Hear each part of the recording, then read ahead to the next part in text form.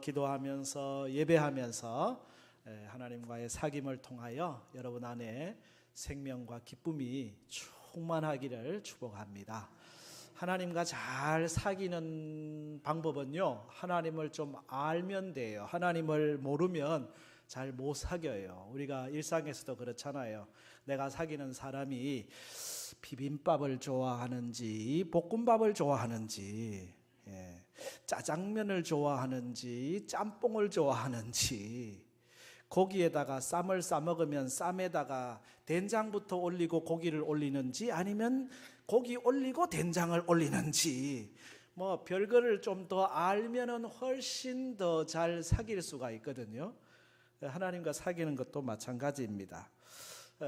하나님은 어떤 분이신가? 여러분은 하나님을 어떻게 알고 계시나요? 오늘 요한 1서의 말씀에서 하나님은 크게 두 하나님의 모습을 보여주는데, 요한 1서 앞부분은 빛이신 하나님을 보여주고 있고, 요한 1서 뒷부분은 사랑이신 하나님을 소개하고 있어요.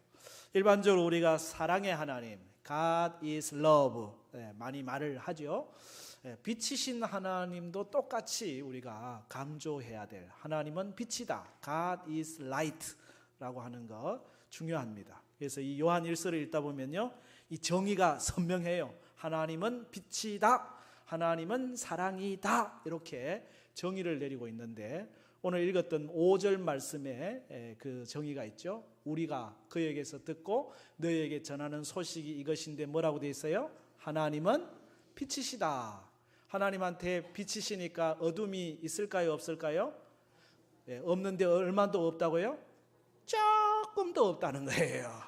아주 눈알 만큼도 어둠이라고는 존재하지 않는 것이 하나님이다 라고 하는 것이죠. 빛이신 하나님과 사귀는 것입니다, 우리는. 그런데 빛이신 하나님과 사귄다 그러면서 우리가 어둠에 있으면 그게 사귀는 걸까요? 하나님은 정의를 좋아하시는데 우리는 불의를 행하면서 하나님과 사귄다라고 하는 게 옳겠습니까? 하나님은 공의를 앞세우시는데 나는 거짓을 행하면 그게 사귀는 게 아니잖아요. 하나님은 동쪽으로 가시는데 나는 서쪽으로 방향을 가면서 나는 하나님과 사귄다 그러면 말이 안 된다는 얘기예요. 우리가 흔히 사랑의 하나님을 많이 말하잖아요. 사랑의 하나님이 우리를 껴안아 주시고, 사랑의 하나님이 우리를 위로해 주시고, 사랑의 하나님이 우리를 용서해 주시고 덮어 주시고 격려해 주셔요. 그러다 보니까 속된 말로 이 버리장머리가 없어져 가지고 이 할아버지 수염을 막 뜯는 손주들 생기는 것처럼 말이에요. 예의도 없고 질서도 없어요. 하나님 앞에서 함부로, 하나님 앞에 선데도 함부로 하는 일들이 일어나는 거죠. 이유는 뭔 줄 아세요? 하나님을 반쪽만 알아서 그래요.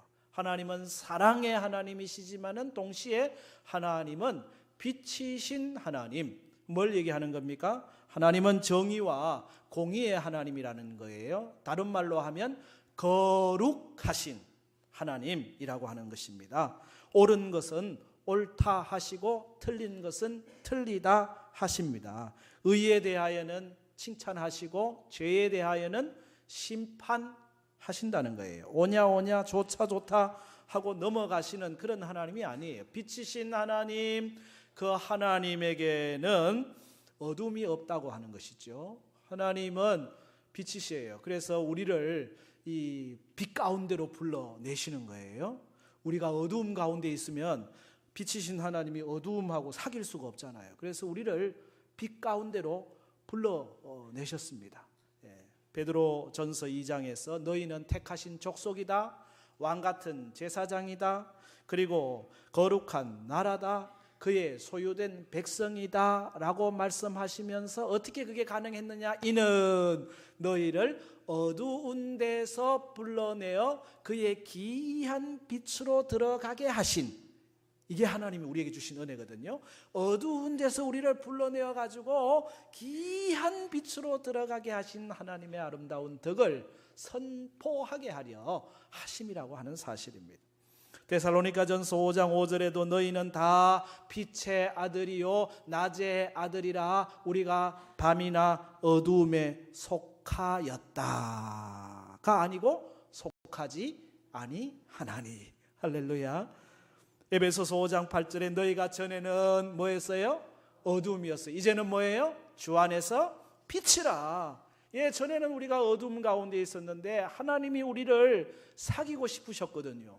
우리와 함께 교제하고 싶으셨거든요. 그런데 하나님은 빛이에요.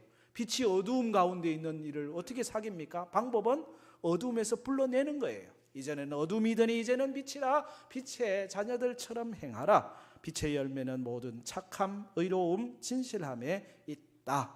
나는 누구인가? 라고 묻는다면 나는 빛으로 부름받은 사람입니다. 빛으로 부름받은. 어떻게 우리가 빛으로 부름받았느냐? 예, 방법은 하나님께서 우리에게 빛을 비춰주셨기 때문에 되는 거죠.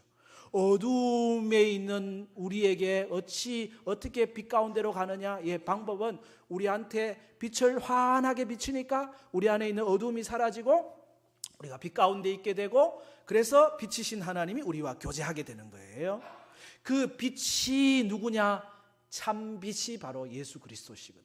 하나님께서 이 세상에 빛이신 참 빛이신 예수 그리스도를 우리에게 보내주셔가지고 우리에게 비춰주셨습니다. 그 예수 그리스도를 영접하는 사람은 우리 안에 빛이 들어오게 됩니다. 빛이 들어오니까 어둠이 물러가게 됩니다. 어둠이 물러가니까 우리는 빛이신 하나님과 사귀는 교제 가운데 들어오게 되는 것이거든요.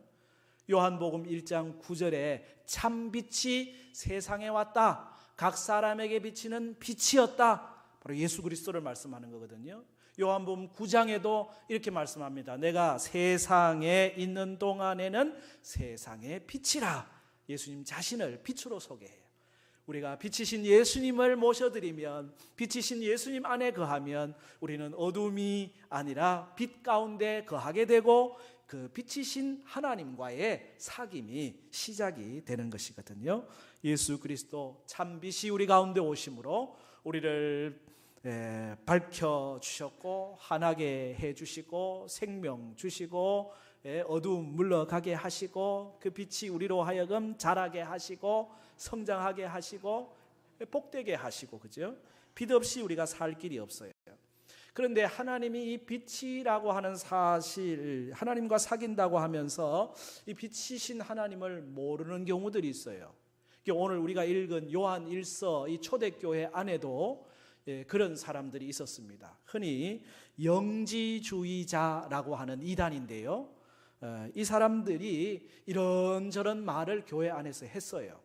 그래서 오늘 본문을 읽다 보면요, 많이 나오는 단어가 만일이라고 하는 단어예요. 만일 뭐뭐라고 한다면, 만일 뭐뭐라고 한다면 6절, 8절, 9절은 조금 다릅니다만 10절 그렇게 나오거든요. 이 사람들이 하는 말이 뭔 줄 아세요? 6절에 하나님과 사귀면서 어둠에 행해도 괜찮다라고 말하는 사람이 있다는 거예요.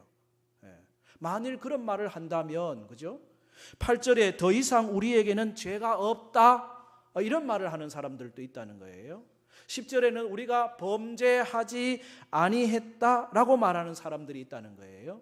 영지주의 이단들이 얘기하는 거거든요. 이 영지주의라는 거는요, 영자가 그 영을 얘기하는 거예요. 육과 영을 얘기할 때 영이 깨달아 아는 것이 중요하다라고 하는 거죠. 다시 말하면 이들은 육은 별로 중요하지 않아요. 육체는 악한 것이고 영은 선한 것이고 영이 중요하기 때문에 육체는 뭐 상관없다, 그렇게 얘기를 하는 사람이에요. 그러다 보니까 어떤 데까지 가게 되냐면요, 예수님께서 이 땅에 육체를 입고 오신 것을 부정해요. 왜? 하나님 거룩하신 아들이 어떻게 이 악한 육체를 입고 오실 수 있느냐? 예수님이 이 땅에 오신 그 육체는 그건 진짜 육체가 아니고 그림자에 불과하다 하면서 예수님이 성육신 육체를 입고 이 땅에 오신 것을 부인하는 이단이 돼버리는 거죠. 그러니까 영은 거룩하고 육체는 악하다. 그러므로 우리가 육체가 죄를 짓고 아무 상관없다는 거예요. 육체는 워낙에 악한 거니까 육체가 죄를 짓든 말든 상관없다라고 생각하는 사람들이 영지주의예요. 그래서 하나님과 사귄다고 하면서 그냥 어두움 가운데 지나고 죄 가운데 있으면서도 아무 거리낌도 없고 문제도 없는 것처럼 살아간다고 하는 거거든요. 오늘 이 시대에도 그런 게 있잖아요. 예수 믿는다고 하는데 여전히 죄 가운데서, 어둠 가운데서 있다고 하면 뭐 그런 영지주의 이단과 무슨 차이가 있겠습니까? 사도 요한은 오늘 분명하게 우리에게 말씀합니다. 빛이신 하나님과 사귀는 사람은 빛 가운데 행해야 한다라고 하는 사실이거든요. 오늘 우리에게 스스로 질문하는 겁니다. 나는 빛 가운데 행하고 있는가? 라는 질문이죠. 빛 가운데 사는 게 뭘 얘기하는 겁니까? 죄를 짓지 않는 것입니까? 틀린 말은 아니지만은 정확한 말은 아닙니다. 빛 가운데 산다고 하는 것, 빛이신 하나님과 사귄다고 하는 것, 뭘 얘기할까? 뭐 하나로 얘기할 수도 있겠지만은 이 빛이라고 하는 게 흰색으로 보이지만은 이 스펙트럼을 통해서 보면은 빨주노초 파란 뭐 여러 가지 색깔이 있는 것처럼 빛이신 하나님과 사귄다고 하는 것을 저는 오늘 세 가지 색깔로 말씀을 드리려고 해요. 첫 번째는 흰색인데, 다시 말하면 어둠에 머물러 있지 않는다는 것입니다. 한번 따라합시다. 어둠에 머물러 있지 않습니다. 6절 말씀을 같이 읽습니다. 시작. 만일 우리가 하나님과 사귐이 있다 하고 어둠에 행하면 거짓말을 하고 진리를 행하지 아니함이거니와. 아멘. 그렇습니다. 어두움 가운데 있으면서도 하나님을 사귈 수가 있다. 어두움 가운데 있으면서도 하나님과 교제한다라고 말하는 것은 거짓말하는 것이고 참도 아니다라고 하는 거거든요. 우리가 하나님께 나와서 오늘도 예배를 합니다. 찬송을 합니다. 말씀을 받으며 은혜 받습니다. 기도도 합니다. 그러면서도 죄를 끊지 않습니다. 나아가 죄를 누립니다. 죄의 습관을 그대로 갖고 있습니다. 나는 죄를 짓고 있지만은 하나님과 사귈 수 있다라고 생각한다면은 그건 사도 요한을 통해 주시는 말씀, 그건 거짓말이라는 거예요. 진리를 행치 않는다는 거예요. 그렇다고 오해하시면 안 됩니다. 빛 가운데 행한다고 하는 것이 전혀 죄를 짓지 않는 삶이라고 생각한다면 그건 오해예요. 만약 그것이 빛이신 하나님과 사귀는 조건이 된다면 저나 여러분이나 하나님과 사귈 자격이 있는 사람이 하나도 없어요. 왜? 우리는 여전히 어두움 가운데 있기 때문에 그렇거든요. 여기서 말하는 것은 삶의 방향을 얘기하는 거예요. 어둠에 머물러 있지 않고 빛을 향하여 나아가는 것, 그게 중요하다는 얘기죠. 여러분의 얼굴이 지금 어디로 향하고 있습니까? 빛을 향하고 있습니까? 아니면 어둠을 향하고 있습니까? 빛은 하나님을 향한 방향이고 어둠은 죄와 죽음과 사단의 방향이거든요.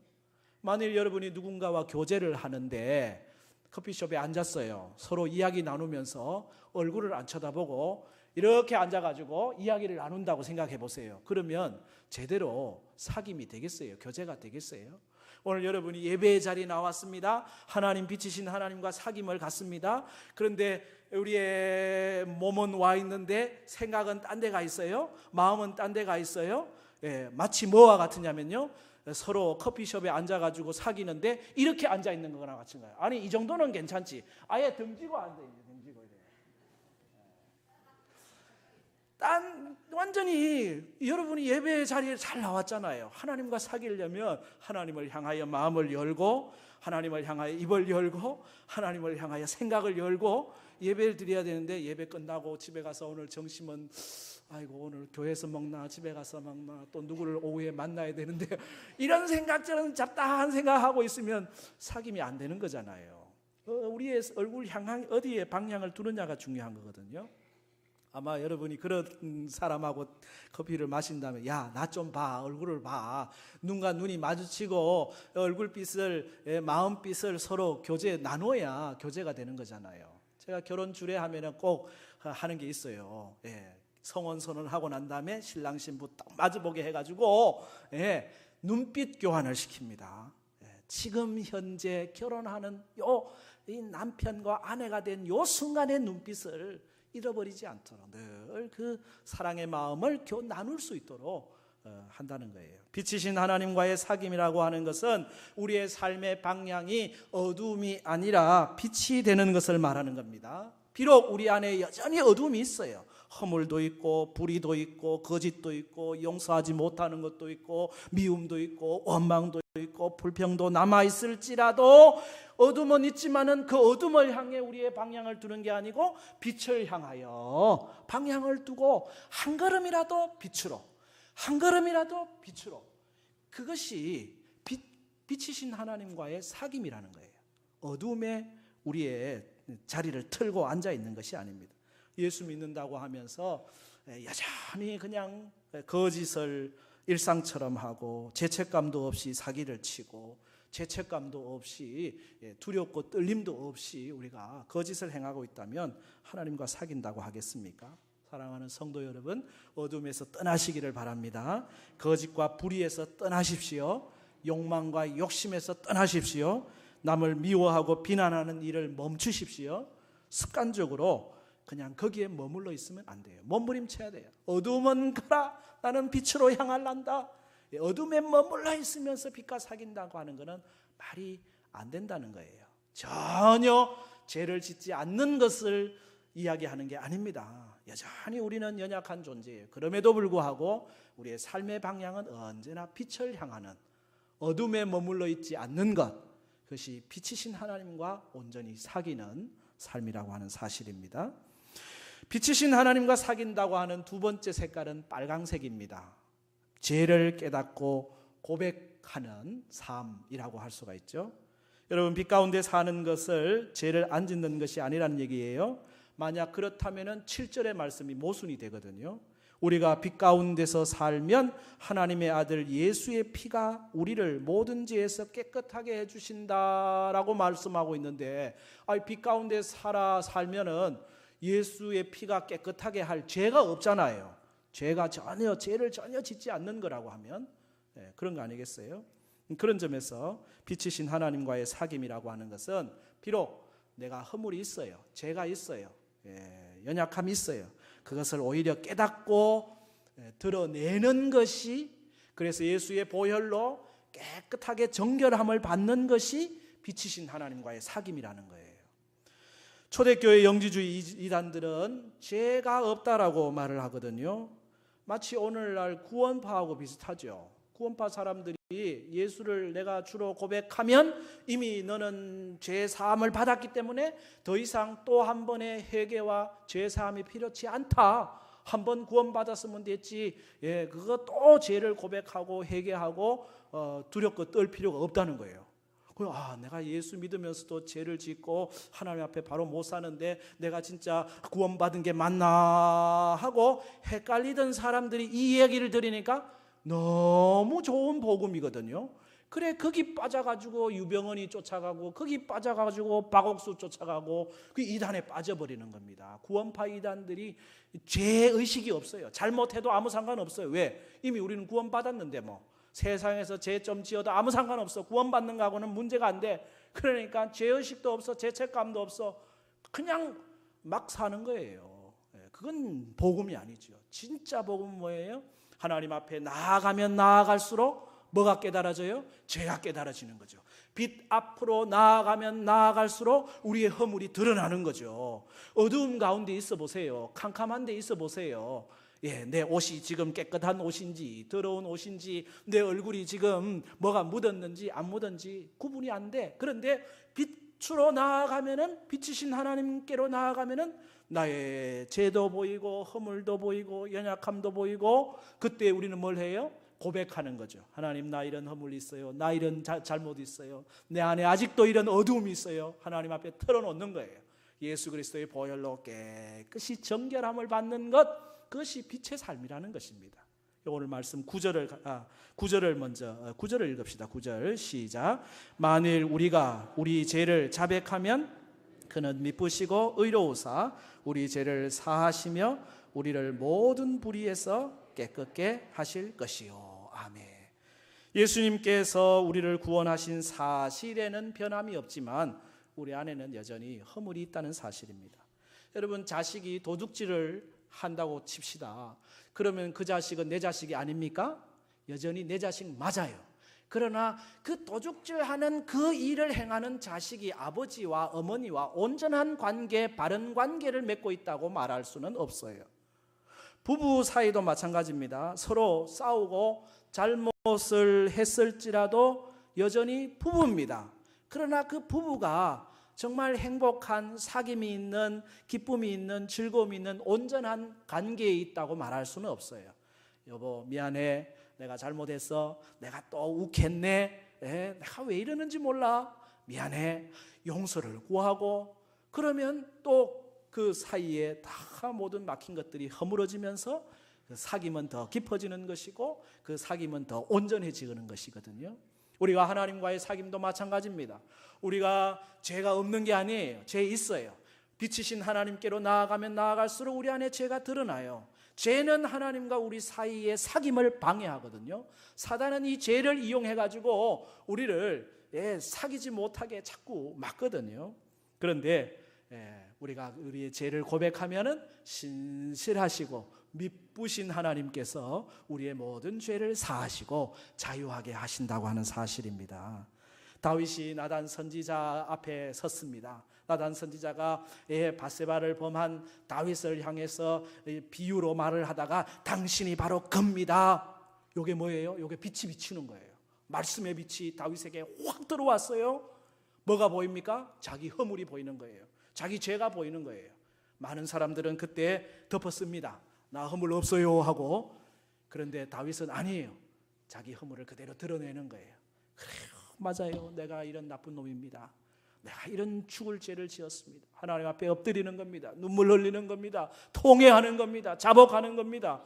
하나님은 그 죄를 사하시고 그를 계속해서 사용하시고, 다윗을 보니 내 마음에 합한 자다. 하나님하고 다윗이 그렇게 소통하는 거거든요. 여러분들 주님 앞에 설 때마다, 말씀을 읽을 때마다, 기도하고 예배하면서 하나님의 말씀이 여러분에게 부딪혀 올 때마다 털어놓는 은혜가 있기를 바랍니다. 고백하는 은혜. 잘못했는데도 굳이 아니라고 자존심 피울, 그러면 안 돼요. 남편들 자존심 피우지 마세요.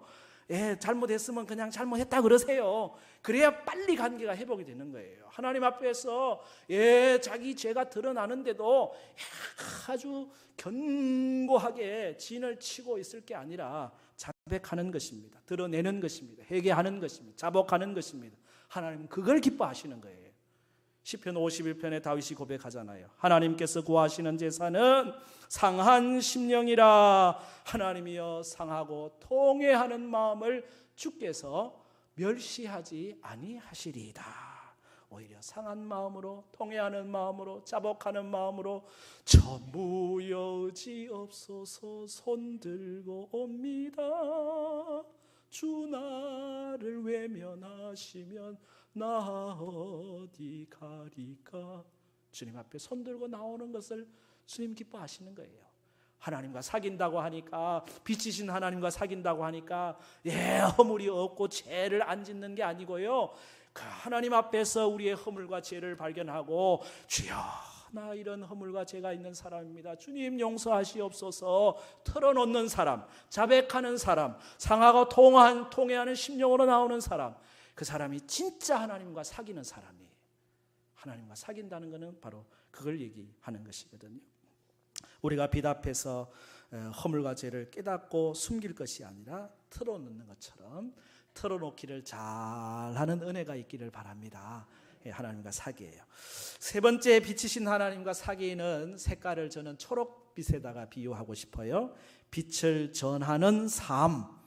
빛은 생명이니까 생명의 초록빛, 빛을 전하는 삶.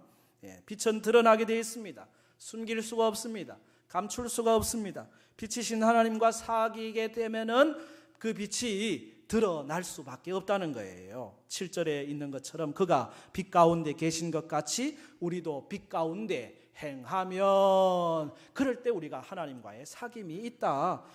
빛 가운데 있는 하나님과 함께하는 사람은 빛을 드러내는 삶을 살게 돼요. 우리는 스스로 빛을 내는 발광체는 못 돼요.